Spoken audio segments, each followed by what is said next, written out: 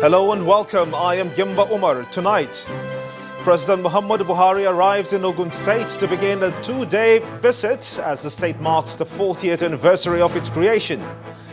The federal government delays fears over the funding of the 2016 budget, says dwindling oil prices will not affect the government's expenditure. And former President Olusegun Obasanjo and former Commonwealth Secretary General Chief Emeka Anyaoku bear their minds on the state of the nation. And World Health Organization summons emergency meeting to discuss the alarming spread of the Zika virus. And on business news tonight, Nigeria's Finance Minister, Mrs. Kemi Adeosun, speaks on plans to borrow from the World Bank to finance capital projects. On sports news, Manchester City confirms Pep Guardiola will succeed Manuel Pellegrini as manager this summer.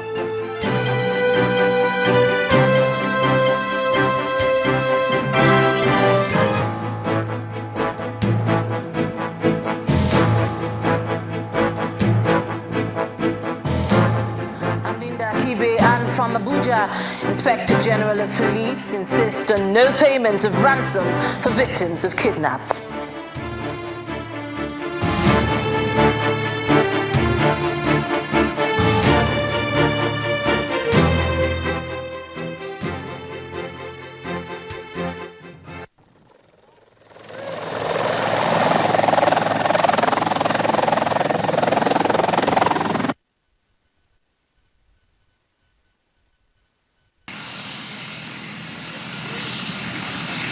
We begin tonight in Ogun State as residents are agog with celebration as President Muhammadu Buhari arrived in Ijebu-Ode, Ogun State this evening to begin the two-day official visit. The president's visit is part of events marking the state's 40th anniversary celebration. President Buhari was welcomed by the governor of Ogun State, Ibukule Amosu, and his deputy, Yetunde Ononuga, and other members of the Executive Council. President Buhari's first stop was the palace of the Awujale of Ijebuland, His Royal Highness Sikiru Kayode Adetono. The president is now in Abeokuta, the state's capital, where he participated in some programs marking the state's 40th anniversary at the MKO Abiola Stadium. Addressing a large crowd at the stadium, the president said that his administration will ensure he leaves an enduring legacy as president of Nigeria. Gómìnà ìpínlẹ̀ Ogun.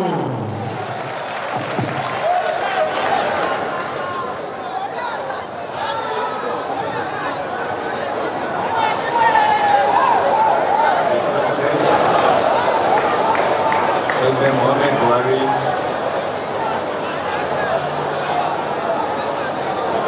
former President Baba Olusegun Obasanjo, and his lovely wife.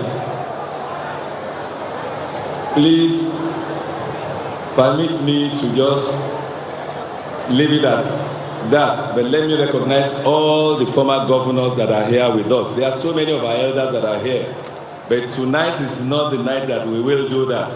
Tomorrow we will do that. But what we want to say tonight is to thank Mr. President, because for him to make it to Ogun State at this particular day and time, indeed we need to continue to thank him, and we really cannot thank him enough.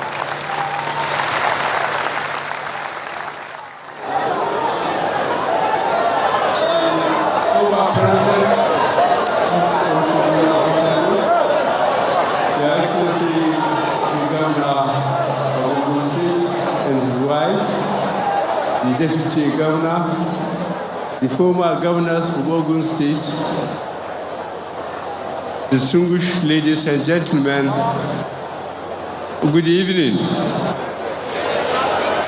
I firstly have to apologize for keeping you here for hours because I have to firstly receive the Prime Minister of Italy and get involved in a meeting until 4 this afternoon before I fly to Lagos and come here through Ijebo Day.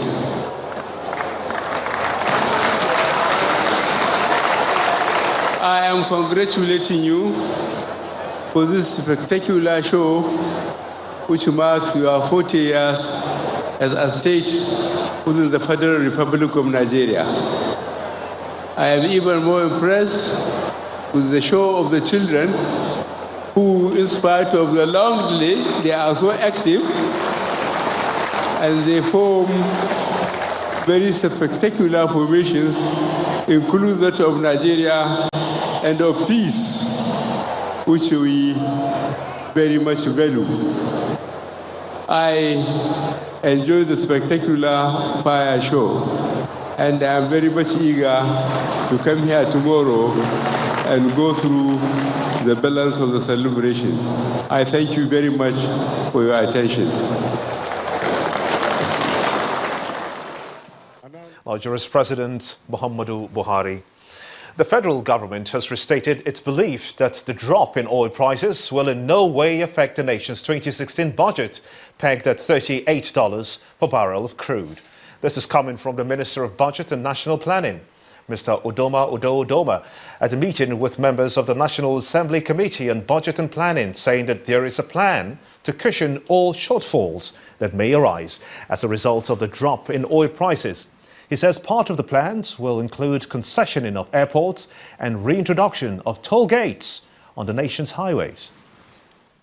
In the last few months, issues surrounding the implementation of the 2016 budget has been a public debate. Its practicability is more worrisome for most Nigerians, as the federal government pegged the 2016 oil benchmark price at $38 per barrel. But the Minister of Budget and National Planning has words for critics of the budget. Now we are in, I think, the beginning of February. The price that we projected is for the whole of 2016. It's not a January price. And so it's too early to say whether it will be realized or not. Two, we did say that we will have a midterm review of the budget. So we already have built in mechanisms to deal with a situation that arises that is different from our projections. Besides assuring Nigerians that this year's budget will be a success, the Minister of State for National Planning says ministries, departments and agencies will go through a performance test quarterly. We do intend to have a robust monitoring and evaluation framework. We will get to the point where we are able to have performance scorecards for each MDA so that we are tracking key performance indicators for every MDA. The chairman of the Senate Committee on Budget and Planning called for a synergy between the ministry and the National Assembly to make the nation's budgeting system effective. We need to have a concrete master plan, road master plan for this country. It's very important. The prices of oil has continued to affect the economy of many oil-producing countries, including Nigeria. Experts recommend that urgent steps should be taken to avoid the shocks that may arise from the falling oil prices. In the meantime, former President Chief Olusegun Obasanjo is of the view that urgent measures are taken to fix the current fiscal crisis, saying it may spell doom for the country. But former Secretary General of the Commonwealth, Chief Emeka Ayoku, is confident that a truly restructured constitution aimed at pursuing a non-oil-based economy is what may be needed to avoid the predicted economic and political disaster for Nigeria. The statesman made this view known at the maiden edition of the summit organized by the Ibadan School of Government and Public Policy at the University of Ibadan. The two-day summit attracts a crowd of intellectuals with the theme, Getting Government to Work. The former president, Olusegun Obasanjo, is one of the lead discussants. The crux of his message targets the Buhari administration. Change the narrative and right the wrongs.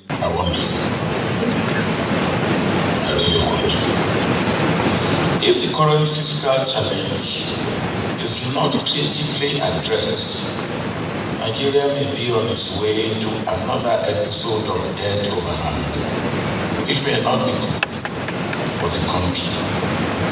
The hope that follows the initiative of the new Partnership for Africa Development, NEPAD, and African Renaissance initiatives are being threatened by developments in the global economy and governance. Falling commodity prices have put pressures on local currencies, and if caution is not taken, may lead to mounting debts. The former Secretary General of the Commonwealth, Emeka Anyaoku, takes a different approach to the topic. For him, it's time to walk the talk in the quest to diversify the economy, especially with low oil prices. There are many aspects of the present state of the Nigerian project that require fixing.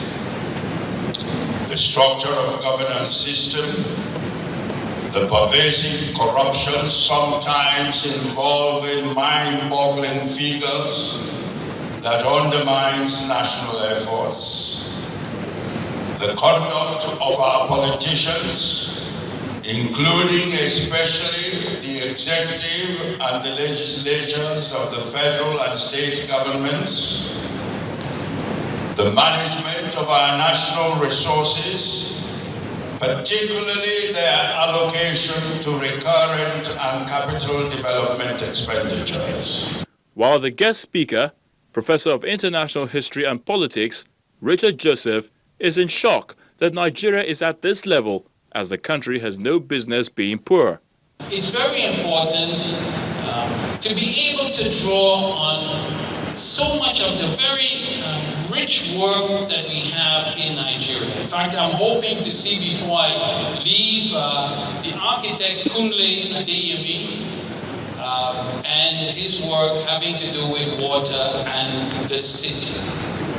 And Nigerians are super performers in so many areas. You can't identify an area of human endeavor in which Nigerians are not super performers. Participants here, as well as the Deputy Governor, Moses Alake, says the state government aligned with various speakers that a truly diversified economy and credible leaders will help development in the end.